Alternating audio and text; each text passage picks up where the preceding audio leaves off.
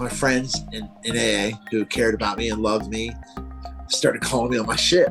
I didn't realize how sick I was in 5 years. Like, I was fucking sick.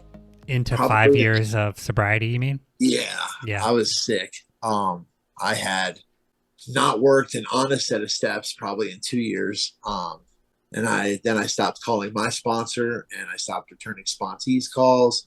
And then one of my sponsees relapsed and killed himself. I went back and I relapsed at 6 years. Damn. It went on. I ended up, I didn't want to go to jail. I didn't want to like break any laws. I just wanted to get high. So I started pawning off my stuff. Well, it turns out this mountain bike that I bought it from a thief. And it was stolen. Jail.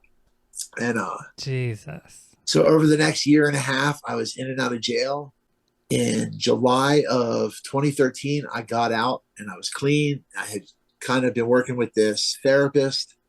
I was come from a very traumatic, sexually and physically abusive childhood. My stepmother used to beat me, and she liked to sodomize me with like kitchen utensils and other things. So when I was 12 years old, I fought back and I got kicked out for fighting back. I immediately turned to heroin. When I was 13 years old, I was living in South Philly at a $15 a night roach motel. A transvestite prostitute and one of their Johns kicked in my door. And all I know is that was on a Friday. I woke up on Sunday in the hospital with my jaw wired shut, 14 stitches in my ass, broken ribs. The theory is that they raped me and beat me and left me for dead. And my best friend found me because he had a key to the room. And so I just went full bore. When I got sober the first time, I talked about that stuff, but I didn't process any of it.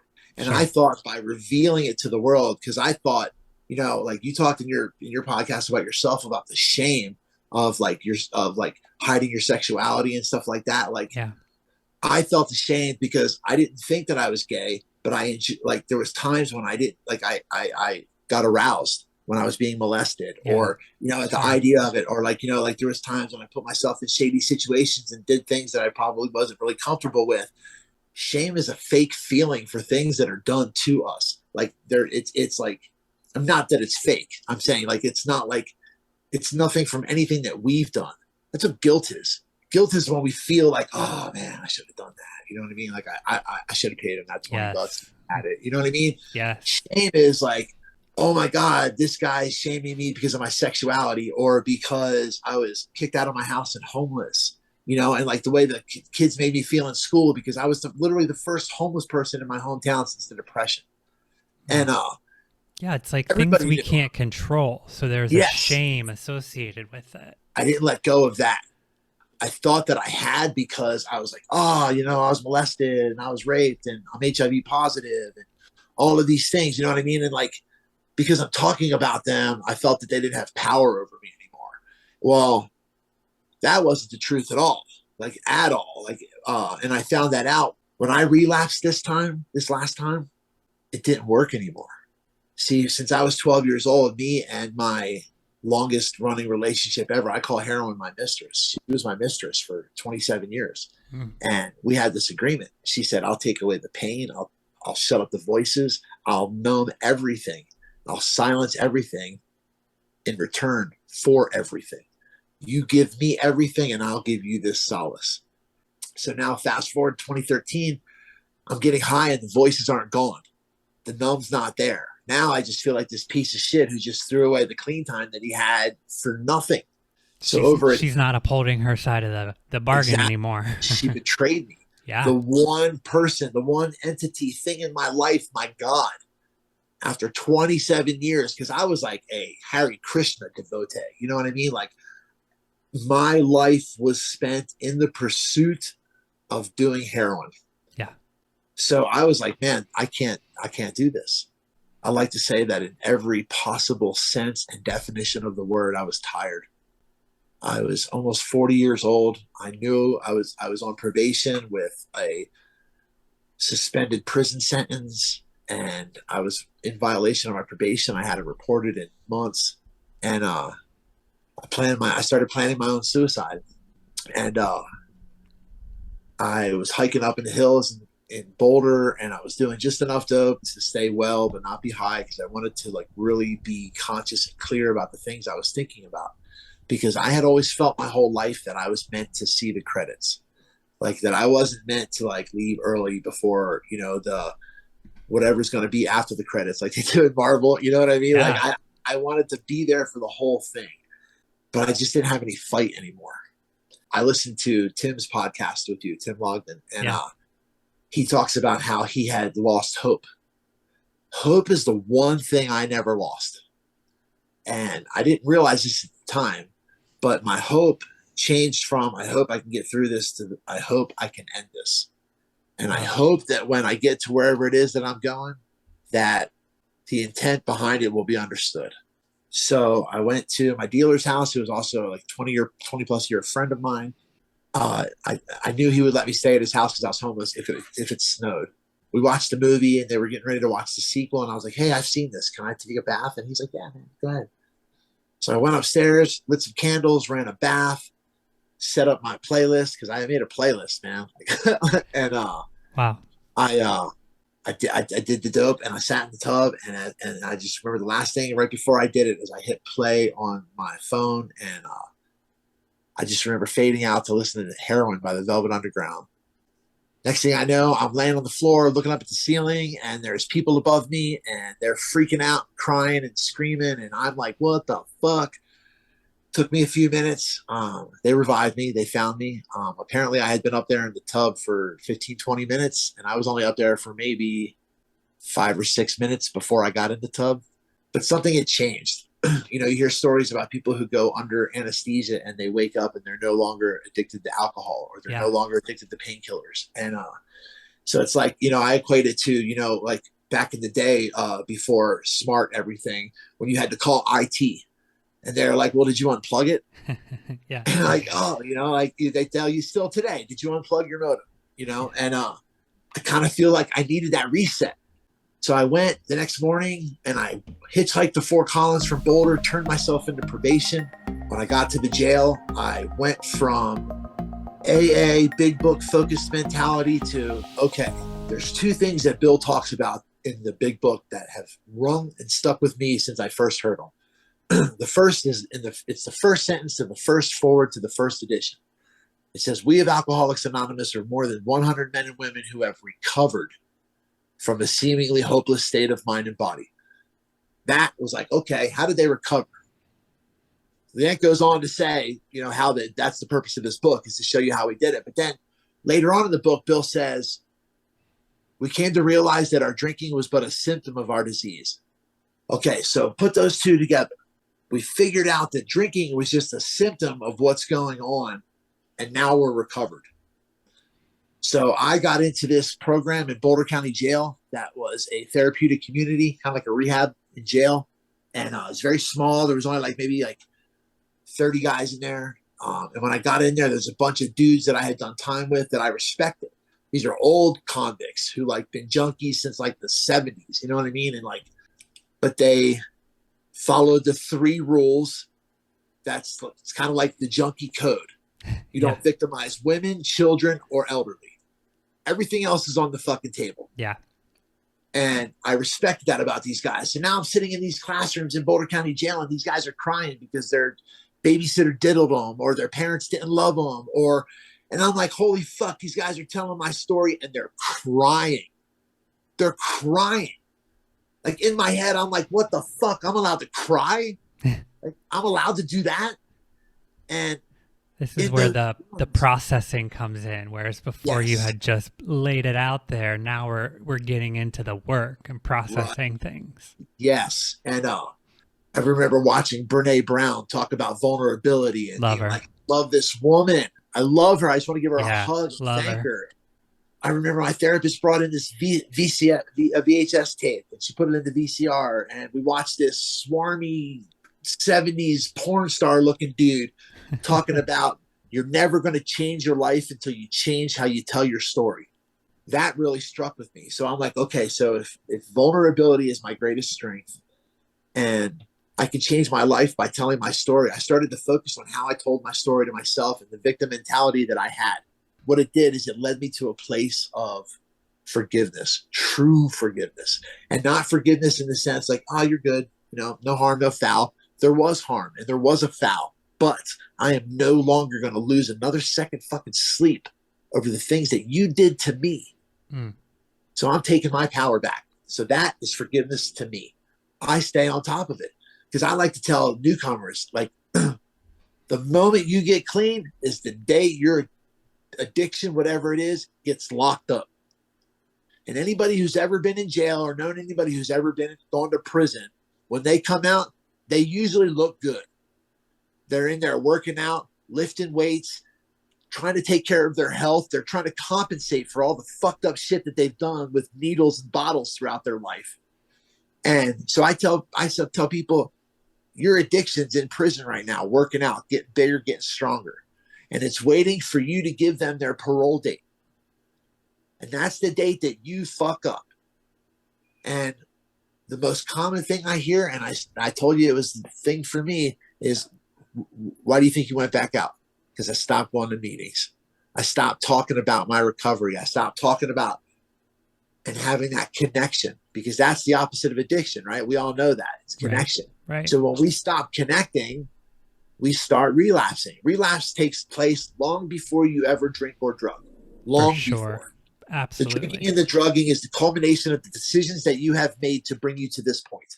Because I've had people that are like, why'd you wait this long to write your book? Why'd you wait this long to start your podcast? So I published my book in January. I started my podcast in February. My book is called No Love, a memoir. And my podcast is called No Love, the Memoir Continues. Like KNOW Love. Yeah. And we'll link everything for Rex in today's show notes, but continue, please. Oh yeah. Last time I did it for 6 years and I went out. I wanted to really, like, my goal is I wanted to live one complete life cycle without doing heroin. I made it. And now as you and I sit here and talk, it's the 22nd of October. I took my own life on October 27th, 2013, at about 11 o'clock at night. So when midnight rolled around, I had not done any drugs or used since October 28th, 2013. So I'm like 6 days from my 9 years. Wow. And thank you. I know we don't do fronts and stuff like that, but at this point, I'm pretty confident. That's powerful. And 9 days before, and it's funny because I'm big into the number 9. I love the number 9.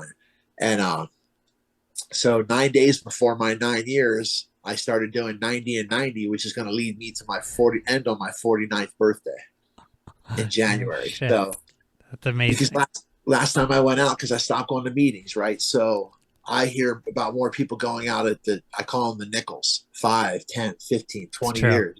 Yeah, we get complacent. Yeah. Congratulations on your sobriety as well. I know you've got some years under your belt. Yeah, I just crossed the 7-year mark, and I 100% agree with that. At 5 years, man, I was itching like no other. So that was like a point in my recovery when I had to really look in the mirror and see, what am I doing that's working? Where can I supplement my recovery? I can't only cling to the rooms of a 12-step program. So that is when I started venturing out into like this digital side of things and the online recovery community, and started researching podcasts and educating myself and teaching myself how to produce and do all of these other things, because I needed something else. And it was pretty much right at that 5-year mark. June comes around. June's Men's Mental Health Awareness Month. Yeah. And so I start seeing all these TikToks with men in recovery, and who aren't even necessarily in recovery, who are like normal drinkers, but they're like men that I respect. And they're all talking about suicide and men's mental health. And I'm like starting to realize, like, man, like this is so much deeper. And this is like alcoholism, it's so prevalent in our community. So I started doing statistics, or like looking at statistics and studies about like men's mental health. And I started coming across all these suicide statistics, right? So it is unbelievable the amount of people that are taking their own lives every day. I mean, it is like on average 130 people a day. And That's in, crazy. in 2020, 45,000 plus people decided to take their own lives. 80% of those people, men. I feel like there's something that I can help do about this. So about halfway through June, I started reaching out to the American Foundation for Suicide Prevention, and I started writing to my local congressmen and senators here in Colorado on the national and the state level. Colorado is one of the hardest hit states by suicide, and in July we had legislation passed that there's no longer a 1-800 suicide number. Now it's you just dial 988. That's amazing. Yeah, I saw Yeah. that on Um, it was, you know, national news. That's amazing. Yeah, and if you don't want to if you don't want to talk, you can text the word talk to 741-741. You know, we can link that or whatever. For sure. But I started realizing I'm like, man, like I was 39 years old when I was so destitute that I felt that taking my own life was the right answer. I know how these men feel. And here's, you know, and it's not just men. Women try like 1.75% times more than men, but men succeed almost 4 times more than women. The shame that we feel just for being who the fuck we are, like that shit's got to end. Like you That's know, and so so well said. And the strength that it takes to put your guard down and want to work on those things, that takes a strong ass man to do that, as opposed to keep the wall up, forget about it, push it aside. traditional therapy may not be your thing. I don't know if you've ever heard, have you heard of In the Rooms, No. ITR? Mm-mm. It's an online server community. They host everything from Ed, Overeater, Dakota to ACA. It's called In the Rooms. It's really cool. Cool. I'm checking it But out. I found this community on there of men, uh, all races, all sexual identities, all ages, and it's called Spiritual Gangsters. And it's no program, it's just men trying to help men be authentic and genuine with each other.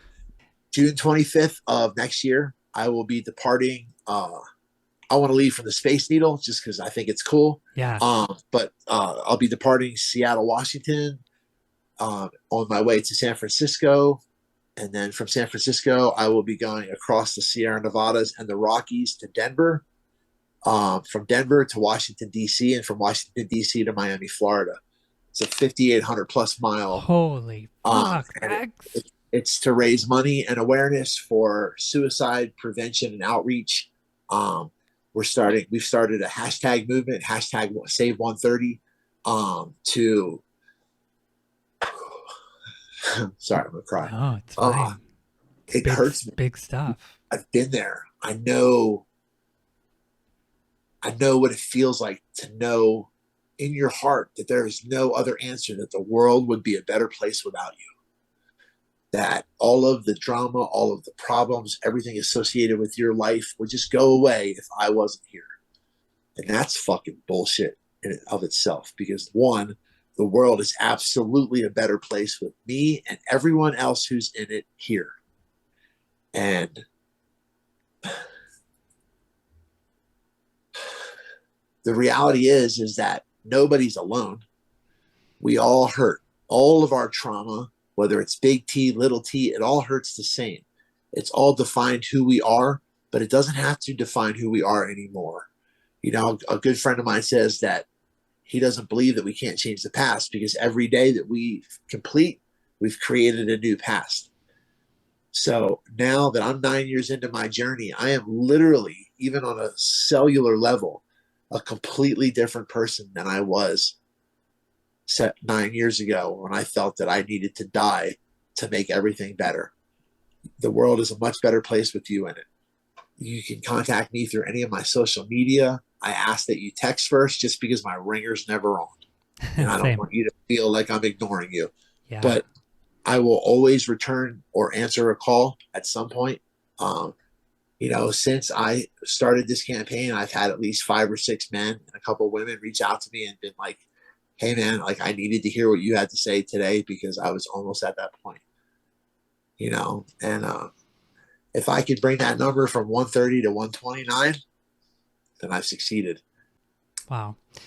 Rex, I needed to hear what you had to say today, and you say it with such compassion and power behind it. I know that we will be able to help countless people today. We will link everything that you mentioned in the show notes. The passion that you have and the experience can help so many people, and I would love for you to sort of be a part of the Sobriety Diaries family and continue with future projects. Thank you so much for listening today, friends. Hopefully you heard something that resonates with you, and if we help just one person, our job is done.